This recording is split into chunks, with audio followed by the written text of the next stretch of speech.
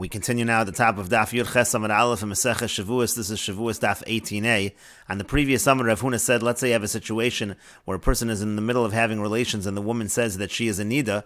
So the halach is that the person is not allowed to exit the woman immediately. He has to wait until the aver softens. And so Rav Huna says he's actually chayiv too, talking about two karbonos in such a situation, because he began the act of relations and then when he ended inappropriately the act of relations, so both of those are going to be shogegs that are chayiv a carbon. And the Gemara is in the middle of discussing what exactly is the scenario over here. The Gemara right now is assuming that it's samach levest, it's near the time of her period. And so the Gemara now continues, V'i ba'am ha'aretz. Now if we're talking about an am ha'aretz who doesn't really know what the halacha is, as Rashi says, V'i ba'am ha'aretz shu shogeg al shtein, who's considered to be like a shogeg, he's considered to be making a mistake with regards to both the entry and the exit. So then idi v'idi achal shnei zeisei chelev behelam echadu. So then on both of them, that should be the same thing as eating two kazesim of chelev with one lapse of awareness, meaning to say it's essentially the same lapse of awareness for the entire thing. Why are you bringing two karbonos? It should only be one carbon. Rashi explains, Achal shnei zeisei chelev behelam echadu shelo noda lo bein zelazeh. He didn't have any awareness between the two actions. Ve'eno chayv el achas. He's only going to be chayv one carbon. Av zeh. So that would be the same thing over here. Lo noda lo ben knisa leprisha shachata. He doesn't know between the entry and the exit that he sinned. Shekesha amra lo nitmesi. Because when she says to him that I'm actually tamei, that I'm actually a nida, eno yodeshin is chayv ala knisa. He doesn't know that he was chayv on the entry. Kisavar anas aniyale. He thinks that it's an accident. Sharei lo lamad shemuz har Yisrael lifrosh minit nishosein samach levesan. He never knew the halacha that Klal Yisrael is warned that they have to separate from their wives near the time of the vest, near the time of the period.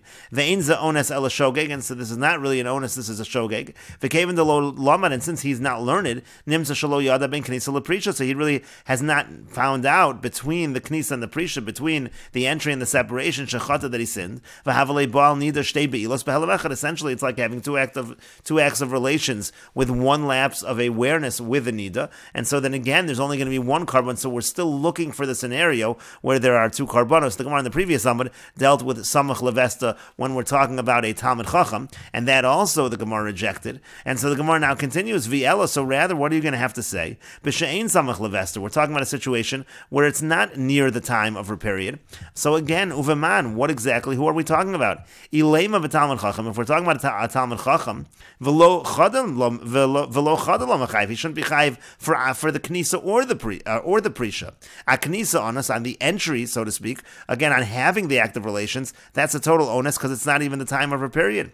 And then a prisha in terms of the separation, because he separated, he didn't wait for the aver to become soft. So mazid, so if he's a Talmud Chacham, he knows the halacha, that's considered to be mazid. You don't bring a carbon in that situation, that's even more severe.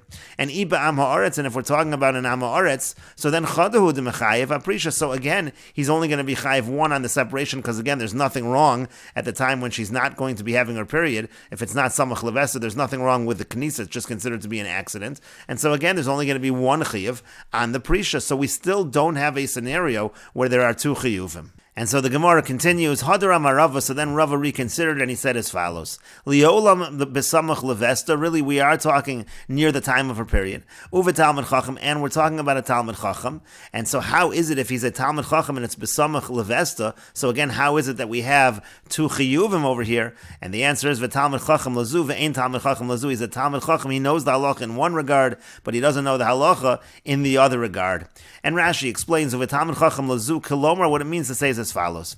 Yodeya, he knows Yisrael muzharn lifrosh min shosein samach levestin. He knows that Klal Yisrael, they're warned that they have to separate from their wives near the time of the vest, near the time of the period. Kido amar lakaman, like we're going to say later on. Mivi zartem es bnei Yisrael mitumosam. They have to be separated. Ve'ein yodeya, but he does not know shamishamish im hatahora, that if somebody has relations with a woman who is pure, va'amr, and then she says nidmesi, she says I'm tamei, she says I'm anida, tzarich lifrosh be'aver mace, that he has to separate after the the limb has become soft. So therefore, the problem was that, again, at that point in time, it's not a shogeg. He's a Talmud Chacham. He knows the halacha. He doesn't know that particular halacha.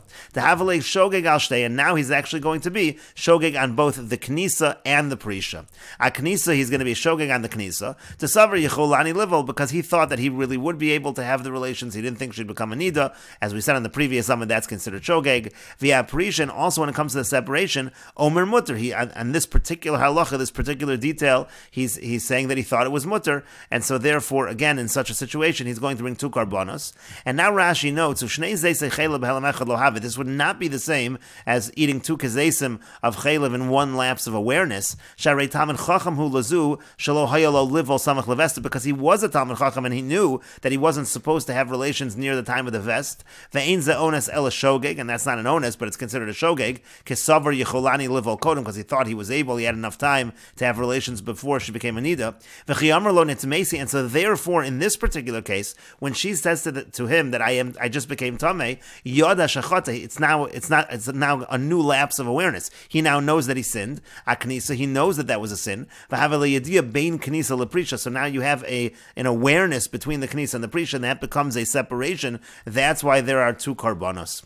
And Rashi says, if you're going to ask, Mazid who bebi'ilas samach levesta, maybe you'll say, why don't we consider him a Mazid when he's having an act of relations near the time of the vest? Why is that a shogeg? Ein zu kasha, that's not difficult. She'ein kares v'chiyav chatas al samach levesta ad shetitma, because there's no kares or chiyav chatas on samach levesta until she's actually tamei. Ubebi'ilas hatmei shogeg hu kesavar yecholani livel. And over here, in this situation where the act of relations happens and she happens to be tamei, that's considered shogeg, since he thought, again, as we said, that he would be able to have that act of relations before she became tameya. And the Gemara continues, Amar Rava says, V'tarvayu taninu, both of these are taught in the Mishnah, Knisa tanina, Prisha tanina, the fact that there can be liability for the entry, that's taught in the Mishnah, and the fact that there can be liability for the separation, again, if he separates immediately when really he's supposed to wait until the aver becomes soft, that also is taught in the Mishnah.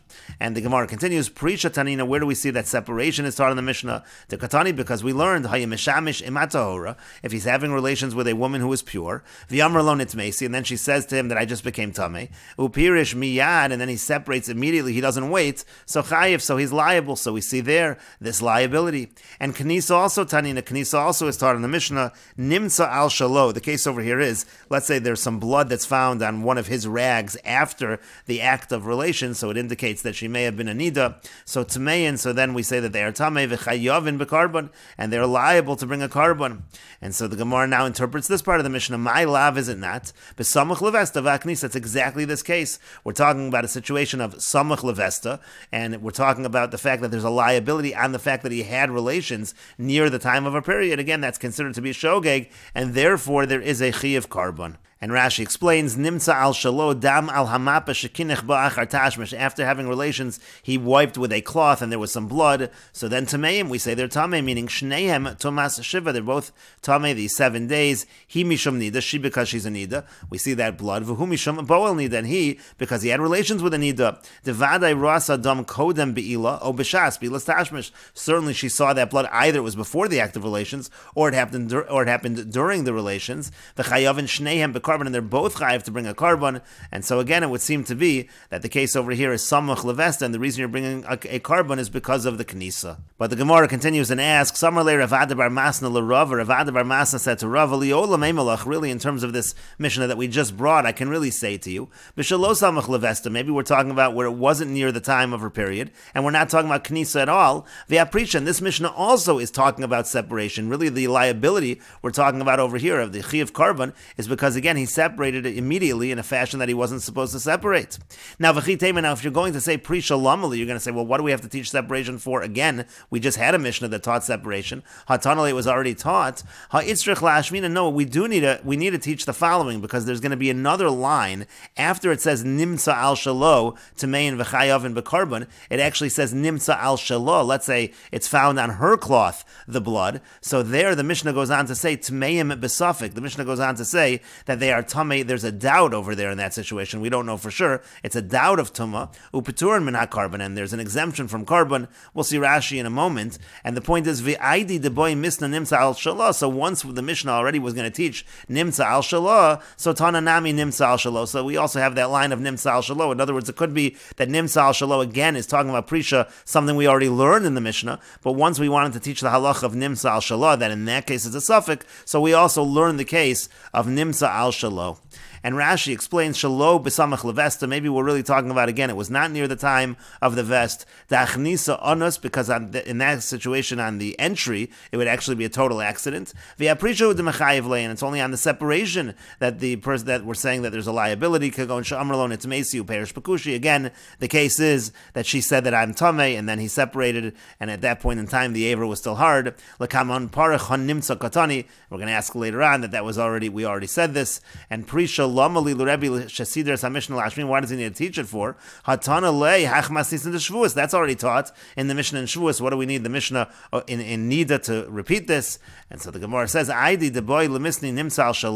since we do need to teach the case where it's found on her cloth, over there they make a distinction between, let's say she wiped immediately or she wiped, let's say, after an hour. If she does immediately, so then we say that they're tamei and we say they're chayv carbon. But let's say some time goes by, so then already we don't know exactly what happened. Maybe what she's seeing over here, she became a nida after the time of the act of relations. So katani pitur min ha-carbon. So therefore, again, it says patur min ha-carbon. In that case, once we need to teach that case, so then we also bring the case of nimsa al shalo. But the Gemara continues and asks, Amarle Ravina l'Ravada, Ravina said to Ravada, Mimotzes l'ukma lahi b'shalo samach levesta v'aprisha. Can you really say that Mishnah Nida is talking about a situation where it's not near the time of her vest, and it is talking about a liability on the way that he separated from her? But the problem is as follows, V'hanimtzo katani. But what does it say in the Mishnah? Again, it says that it was found, we're talking again where it was found on the cloth that she was a Nida, and so then you're discovering that she was Tameh, and so therefore, again, that's why there's a liability. But the problem is, v'nimsa lebasar hachi mashma. The word nimsa sounds like we only found out she was a nida after the fact by looking at the cloth. V'iya prisha. Now, if we're talking about the fact that he separated in an inappropriate manner, so there she actually says that she's a nida in the middle of the act of relations. Meikara kiparishle meikara havala yediyah. Again, at the time of the separation, at that moment, there's the liability. So there was a yediyah already at that point in time. They're not finding out later from a cloth, so you can't even interpret the Mishnah in this fashion. Again, that's what Ravina is saying to Ravada. How can you even say that? And the Gemara continues, Amarle Rava, Rava said to him, Rava said to Ravada, Tzayis maidaka amar Rabach, listen to what your Rebbe is saying. And Rashi explains, Amarle Rava Ravada, Rava said to Ravada, Tzayis maidaka amar lach Ravina Rabach, listen to what Ravina is saying to you. The lo beprisha matzis lukma, that you can't say this Mishnah is talking about separation. And Rashi here has the gears of Amarle said to him, Hechi matzis, but how is it possible? And Rashi explains, Amarle hechi matzis lo'ukma beknisa. He says to him, how is it possible to say that we're talking about entry? To Tani Allah, because as we'll see in a moment, there's a brisa on this Mishnah that says, to Tani Allah dahi nimsa al shalo v'zuhi mitzvahs aseh shebenida. On this Mishnah of nimsa al shalo, again, you find it on his cloth, it says that this is a mitzvahs aseh with regards to nida. Again, as the Gemara continues, he said, hechi matzis, how can you say we're talking about knisa? To Tani Allah, because there's a brisa on that Mishnah in nida which says, zuhi mitzvahs aseh shebenida, that this is a mitzvahs aseh by nida shechayav oleh, where there is a liability.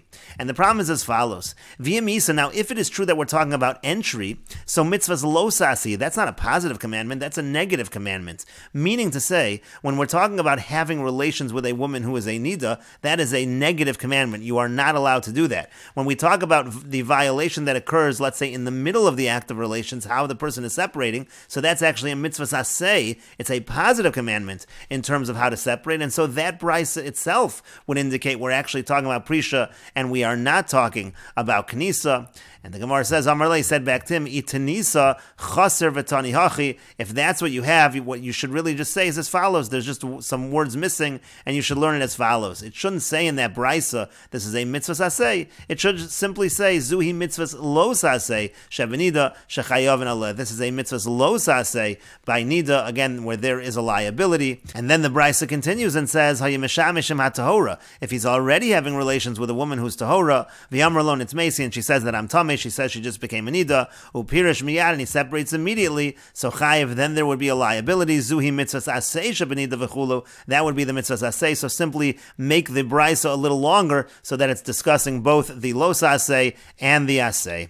And Rashi explains, again, Vim Isa devichnisa Iri, if we're talking about Knisa, mitzvahs losa asehi, that's a mitzvahs losa aseh, v'en kan aseh, that's not an aseh. Amar Lei said back to me, Tanis chaser v'tani yachi, meaning imat hashona habraisa, if you're learning that braisa, tiken osa b'loshen chisurei mechser v'tani yachi, so we'll just say that it's missing words, and it should say as follows, v'zui mitzvahs losa aseh, shebenida, that's talking about the negative commandment, and then the braisa goes on, hayemeshamishim hatorah v'amralon nitzmesi upirish miyad, zu mitzvahs aseh shebenida, the brisa goes on to give the mitzvahs aseh example, kol zet tzarech lohosav al mishnaschi, you're going to have to add on all of this to the brisa. And the Gemara continues, Amar Mar, the master said, Pirish miyad chayav. Again, we said above that if he separates immediately, then he's liable. And the Gemara says, Hey chiyavad, well, what exactly is he supposed to do? Amar Ravuna mishmei de Rava. Ravuna says in the name of Rava. Mesoros Hashas notes that it should be Amar Ravuna mishmei de Rav. Ravuna says in the name of Rav. Noetz eser tziporna bekarka. He sticks his 10 nails in the earth ad sheyamas, and until he has to hold himself back until it dies, meaning to say until the aver softens. V'tuve, and it will be good for him.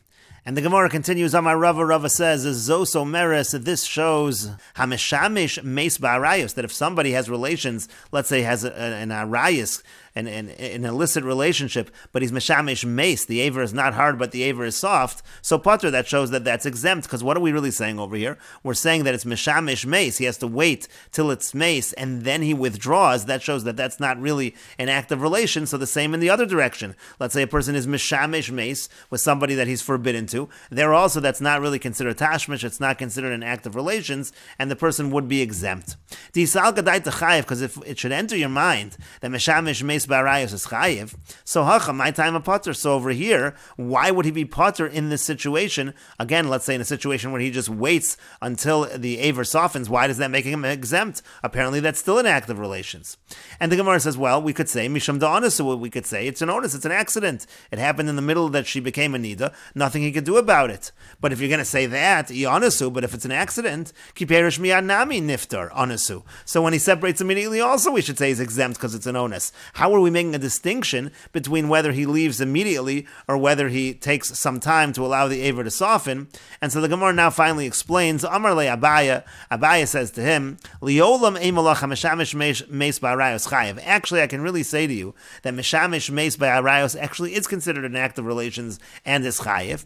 V'hachin over here, my time of potter, what's the reason that the person is exempt? Mishum da'anasu. Again, it is really an accident. V'had da'amr, and that what you're saying, that what you're questioning, Kiparish miyad, that if he separates immediately, amai chayiv, why is he chayiv? Because again, that also seems to be an onus. So to that we will say, shahayalo lifrosh b'hanam muetes, because he's supposed to separate in a way that is the least amount of pleasure. Upirish b'hanam meruba, now he's separating in a way which is the most amount of pleasure, which is more pleasure, and so therefore that's why there is a liability. And the Gemara continues, Amarle Rabba Bar Chanan li Abaya. Rabba Bar Chanan said to Abaya, Imkain, if so, Matzinu Arucha Uketzara Benida. We now find by Nida something that's similar to what we talked about when a person becomes Tameh in the Azara, about taking the long way out and the short way out. Again, we said that if a person becomes Tameh in the Azara, he has to take the shortest way out.